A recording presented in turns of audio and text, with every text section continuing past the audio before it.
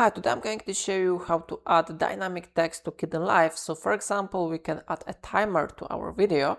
So if you want to do it, first you need to add your video to the Kdenlive, and after that you need to drag and drop this video to the timeline. Then we need to click on our video to select it, and after that we will be able to add here an effect. So we need to go to Effects tab, and here on search field we need to type something like dynamic text. After that, it will be visible in the Generate tab, so we need to drag and drop dynamic text to our video to add it here.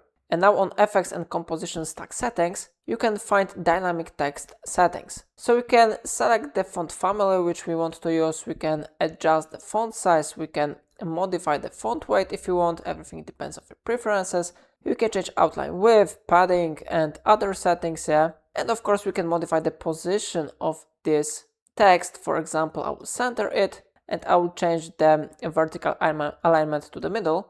And here we need to type the text which we want to implement. On default, it is set to timecode. So if you will play this video, you may see here that we have here added the timer, yes, so it is really working here. But of course, we can change the text to another one. For example, I will stop this video and I will type here another text. So I recommend you to click on this list, insert a keyword. And for example, you can select one from available options. So maybe I will change it to the frame and I will delete the timecode here.